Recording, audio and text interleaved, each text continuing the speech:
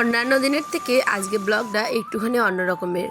জানো তো, প্রত্যেক দিনই তো সকাল থেকে রাত্রি অবধি কী করি সেটা শেয়ার করি। আজ শুধুমাত্র বিকেল থেকে রাত্রি অবধি আমার ডিউটিটা কেমন হয় সেটাই তোমাদের সাথে শেয়ার করলাম। আমাদের এবছরের বুঝিটা সেব সাম কিনে আনলাম নাকি আর কিনা যাবে না, বুঝি আর পাওয়া যাবে না, আর দামও হবে বেশি। রস যাতে একটা নিচে না পড়ে পিঁপড়ে আসবে খুব। Hello everyone, good afternoon. কেমন আছো বলো? সবাই আশা করতে ভালো আছো, সুস্থ আছো। এখন বাজে বিকেল 5টা না কটা, দেখতেই পেলে। ছেলে আমার বায়না ধরেছে, মা খাবো মাসালা ম্যাগি। আমি বলছি মাসালা ম্যাগি তুমি খেতে চাইছো ঠিক আছে, কিন্তু ব্যাপারটা হচ্ছে বেশি স্পাইসি করে কিন্তু দেওয়া যাবে না। বলছে মাম্মা আমি শুধু হলুদ লবণ দিয়ে খাবো। তো সেটা শুনে আর নিজেকে আটকাতে পারলাম না। তাও দেখো আমার ছোট্ট ছেলের জন্য বসিয়ে দিয়েছি এখানে ম্যাগি, হলুদ লবণ জল, একটুখানি তেল আর ম্যাগি মশলা। 2 প্যাকেট যেহেতু ম্যাগি দিয়েছি ওই জন্য 1 প্যাকেট দিলাম মশলা।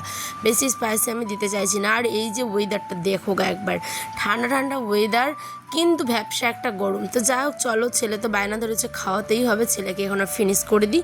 তারপরেই দেখো আমাদের এখানে এত পরিমাণে বাচ্চা যে কি বলবো, প্রত্যেকটা বাচ্চা এই চকলেটগুলো নিয়েছে, ললিপপ আর কি। হ্যাঁ, আর সাথে একটা না খেলনা পেয়েছে, খুব মজার, উড়ে উড়ে, মানে কি বলবো, উড়ে উড়ে যায় এরমভাবে হাত দিলেই। তোমাদের সাথে একটু পরে শেয়ার করছি।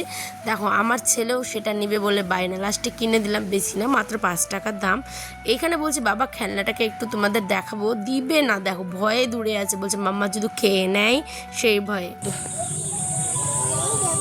বিকেলবেলা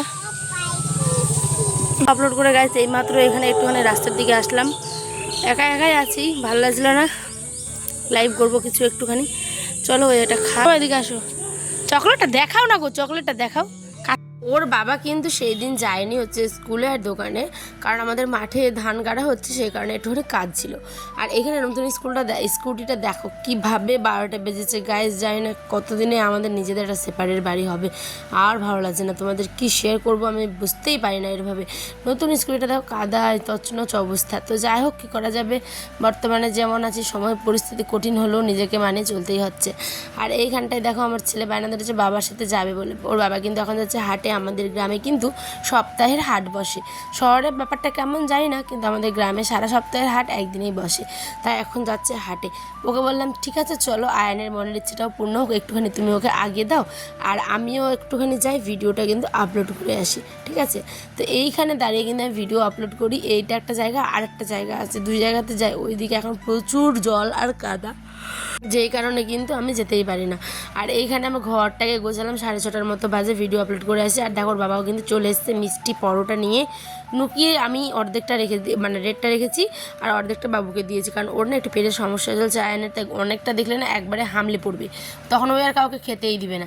তাই একটুখানি মুখে দিলাম নিজে, আর ওর পাপাকেও আমি খাইয়ে দিই, পরোটা আনলে ওকে আমি খাইয়ে দিই, ঠিক আছে। কারণ হাটটা এটো করতে ওও চায় না, আর আমি যেহেতু এটো করতেই হয় আমাকে, তাই ভাবলাম চলো আমি তোমাকে খাইয়ে দিই। খুবই টেস্টি, এই পরোটার কোনো ভাগ হবে না, আমি ভীষণ পরিমাণে ভালোবাসি এই পরোটাগুলো খেতে। আর এখানে নিয়ে এসছে পাকা আম, কয়েকদিন আগে খেলাম 10 টাকা কেজি, আর এখন নিতে হচ্ছে সেই জিনিসটাই 50 টাকা কেজি। মনটা কত কষ্ট হয় বলো তো। তো দেখতেই পেলে এখানটায় আমগুলোকে রেখে এখন ডিপ ফ্রিজে ছিল হচ্ছে কিছু খাসির মাংস, 1 কেজিরও একটুখানি বেশি আছে।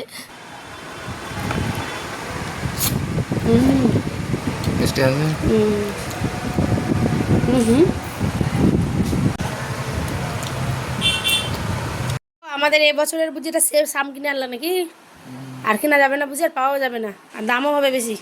রস যাতে একটা নিচে না পড়ে পিঁপড়ে আসবে খুব। তো কেমন আমটা খাচ্ছ বলো, ভালো লাগছে আমটা খেতে? মিষ্টি আছে, মিষ্টি আছে, কিন্তু একটু কাঁচা কাঁচা মনে হচ্ছে। না সুন্দর লাগছে। এই জায়গায় আম দেখো, পাকা আম, একটু দেখো। তোমার দাদাভাই দেখো হামলে পড়েছে আম পেয়ে। আম ভীষণ ভালোবাসে, যেমন মা ভালোবাসে তেমন ছেলেও ভালোবাসে, তেমন আমিও ভালোবাসি, মানে সবাই আমরা হয়েছে আম খাওয়া। যাই হোক চলো, বছরের শেষ আমটা খেয়ে নিলাম। আর হাটের দিনে আর কি রান্না হবে আজকে মাংস, আর সাথে হবে ভাত। তাই হাট বাজারগুলো যেগুলো এসেছে বেশি কিছু না, পটল, করলা, তারপরে বেগুন, শাক, রসুন, পেঁয়াজ, সমস্ত কিছুই কিন্তু আমি এখানে ভালো ভালো করে সেপারেট করে কিন্তু রেখে দিচ্ছি, ঠিক আছে। আর এইদিকে আয়ান বায়না ধরেছে মাম্মা আমি মাংস খাবো। আমি বলছি ঠিক আছে বাবা, রান্নাটা হয়ে যাক।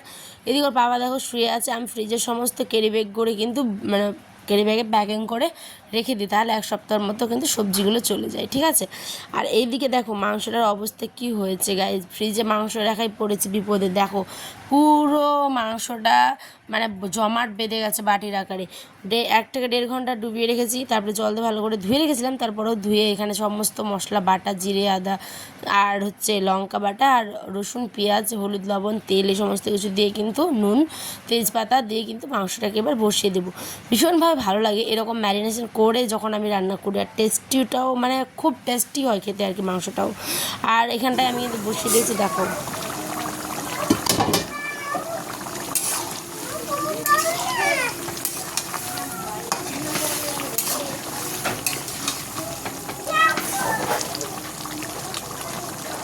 মাংস টকবক করে ফোটার সময় যা বেরোয় গাইজ, গন্ধটা কি বলবো, মনে হয় যে ঘ্রাণে না অর্ধভোজনে না, মানে একদম ঘ্রাণেতেই অর্ধভোজন হয়ে যায়। যাক, তোমার দাদাভাই এখানে বসে শুয়েছিল, ওকে বলছি নাও চলো তো এবার আমরা দুজন মিলে কিন্তু একটুখানি শাকগুলোকে ছুটিয়ে নিই, কারণ এই শাকগুলো বেশি দিন যদি আমি 2 থেকে 3 দিন ফ্রিজে রাখি না ডোগাসহ, তাহলে না খসে খসে নিজে থেকেই পড়ে যায়, ভাল লাগে না খেতে, একদম টেস্টিও হয় না, বেকার হয়ে যায়। তাই ভাবলাম চলো ছুটিয়ে কেরি ব্যাগের মধ্যে রাখি। আর এই দিকে দেখো 1 কড়াই মাংস কিন্তু কি সুন্দরভাবে টকবক করে ফুটছে গাই, খেতে সেই মজা।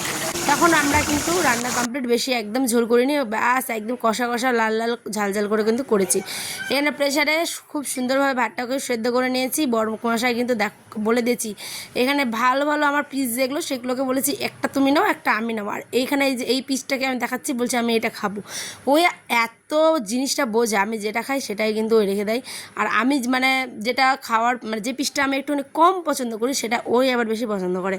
তো যাক চলো, আমি এখানে এখন স্নান টান সেরে একদম এখন আমরা খেতে বসে গেছি, সমস্ত কাজ বাজ সেরে নিয়েছি, ঘর মোছামুছি ধোয়াধুয়ি বাসন ধোয়া যত কিছু ছিল।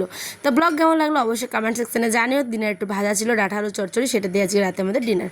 তো লাভ ইউ সবাইকে, টাটা।